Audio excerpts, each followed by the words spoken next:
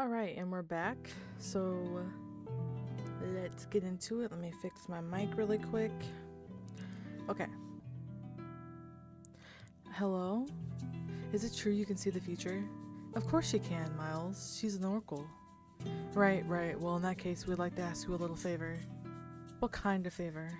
We want to know what the answers to next week's exam will be. What? I can't do that.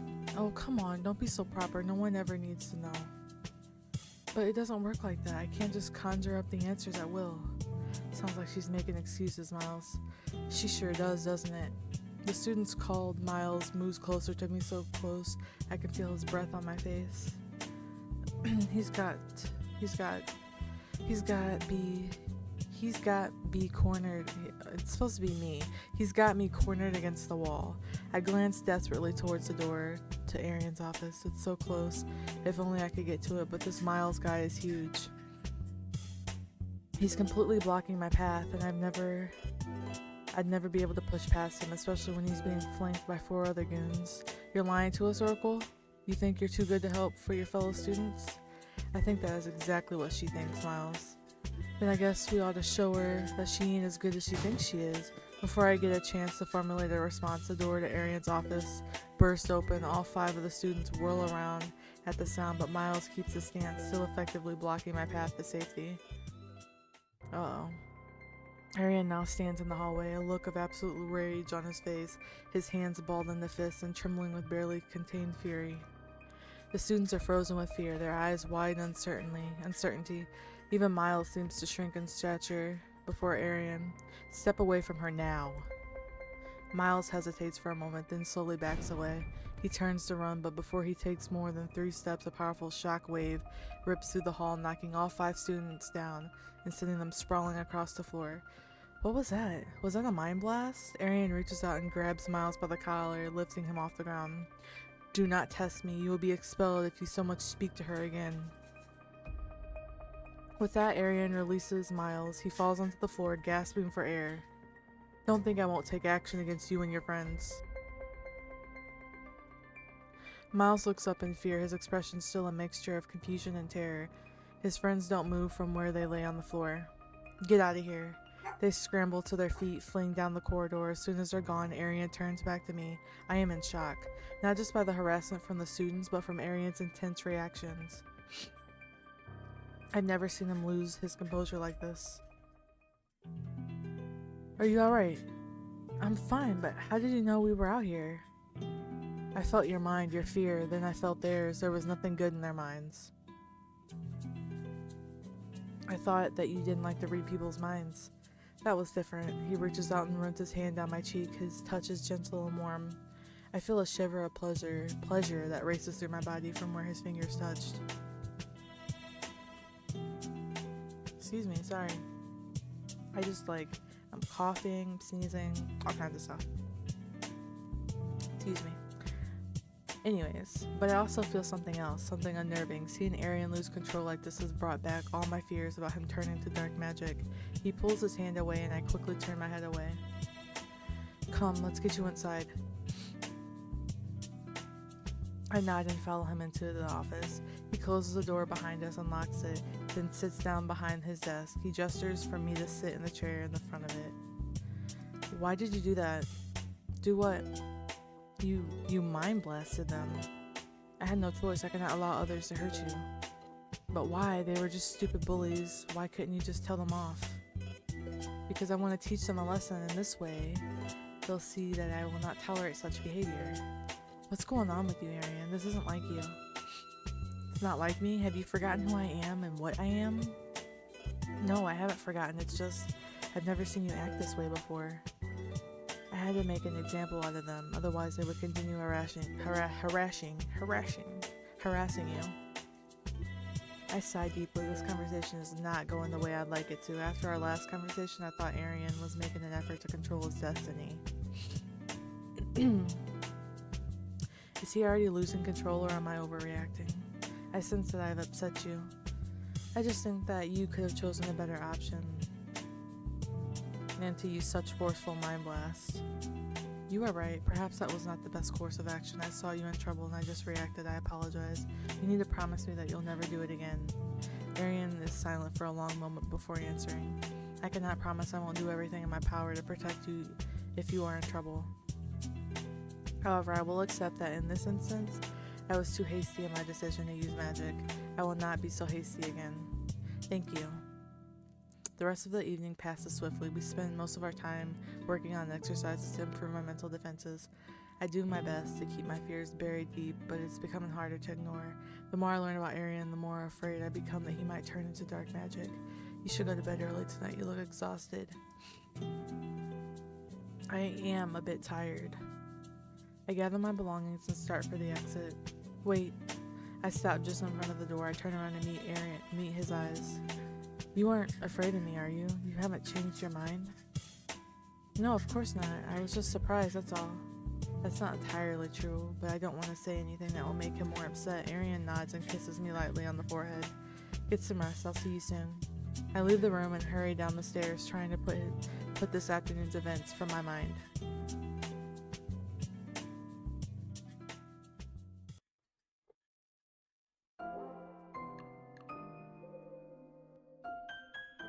Alright. Elective class.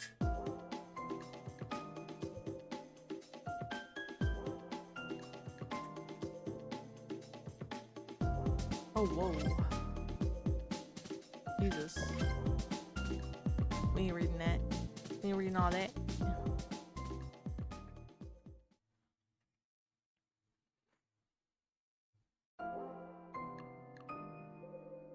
What should I do today? Okay, not electives, I mean the other things. Let's just do that.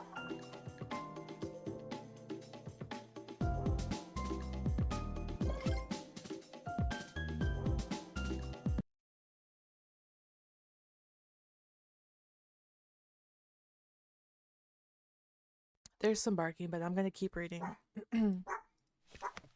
First, I'm gonna save, just in case.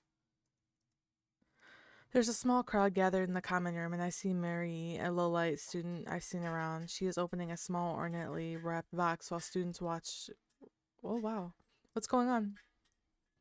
Oh, my mother just sent me a box of Miraculum candies. They're usually very expensive, so I wasn't expecting such a gift. What's so special about them? They give you a special magical boost. Each one of them has a different effect, so some will make you smarter, others will make you faster. Which one is which? That's the best part. It's completely random. You have no way of knowing until you eat them. That doesn't sound like the best part to me, but I suppose some people enjoy surprises. Marie takes out a candy from the box and unwraps it, revealing a black cube. I hope this one makes me stronger. She puts it in her mouth and chews. The room goes silent as we wait to see if anything happens. There's nothing for several seconds. Then Marie closes her eyes. The entire group waits intensely. Then Marie opens her eyes again and smiles at us all. Her face glows slightly brighter than before. Whoa, I think it was a healing candy. I suddenly feel completely energized. Do you want to try one? Me? Yeah, you're new here, so consider this a welcoming gift. Choose one. I take a look at the candies in the box. They're all wrapped in differently styled papers. Which one should I choose? Glossy red paper. I select the one within the glossy red paper and unwrap it carefully. Hesitantly, I take a bite. It tastes sweet, but also strange. There's also flavors that I've never tasted before. A few moments later, I feel invigorated, like I could climb a mountain and not break a sweat. Marie looks at me with interest. Well, how do you feel? I think I got the same one as you. I feel energized. Ah, yes, it's a great feeling, isn't it? I hope you enjoy the effects. Marie closes the box, leaving the surrounding students disappointed that she didn't share with them. That was nice of her.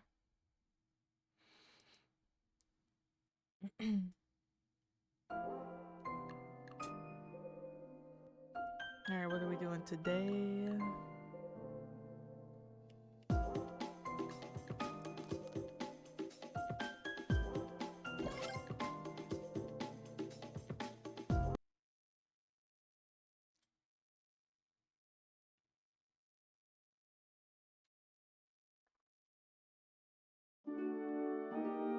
Oh shit, week 11.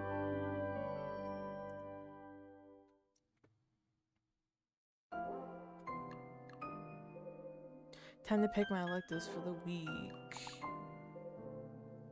Insight, chanting, geomancy. There we go. Oh, that was quick. Fuck that class. Did we get Sandra back her glasses?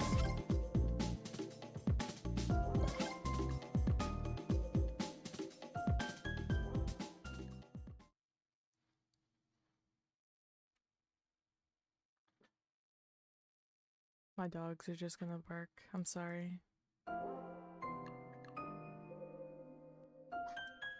Astrology, your magic theory has increased. That's perfect.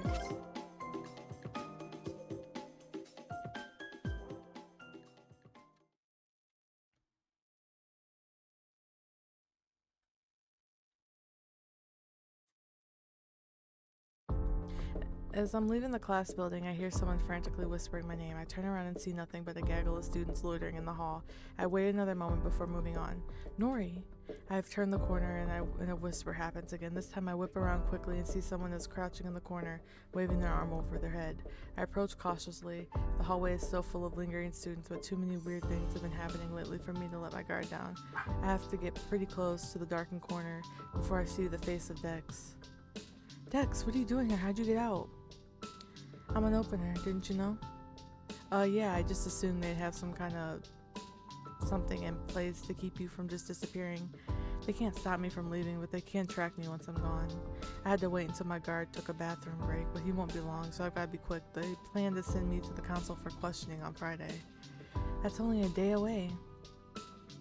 That's right, so I hope this helps you find the real culprit soon. He reaches into his thick coat and pulls out an envelope. What is this? It's another note from our mysterious somebody. I found it on the floor near the door of my room. Someone slipped it under there when the guards weren't noticing. That's odd. I wonder how they managed that. Beats me, but I figured now you can use your special mind tricks to find out who the note belongs to. You're right. I almost forgotten about that.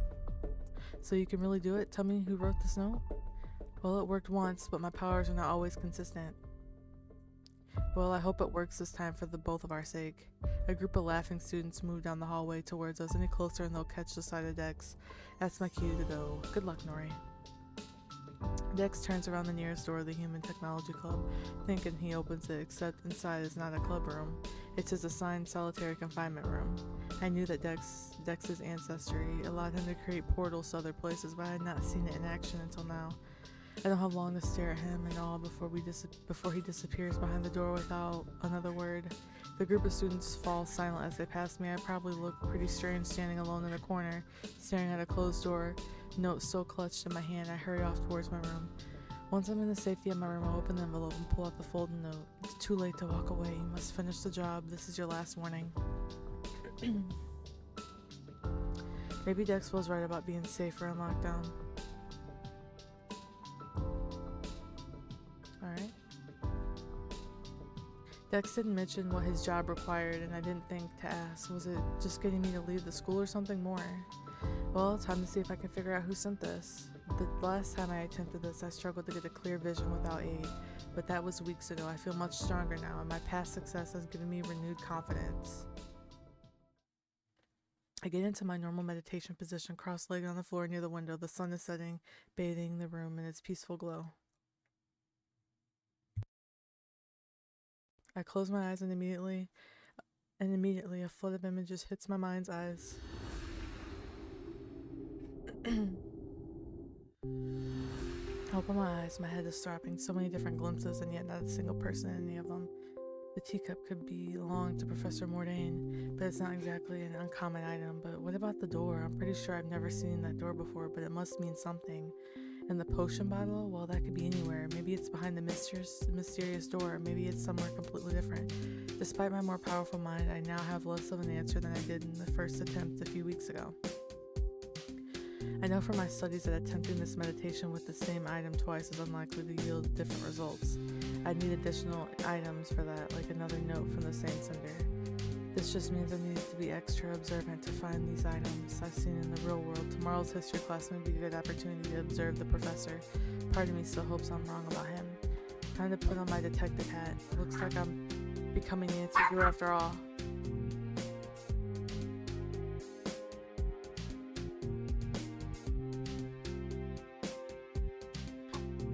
my dogs are barking. Save. Oh no. Alright. I will catch you guys later. Thanks for watching.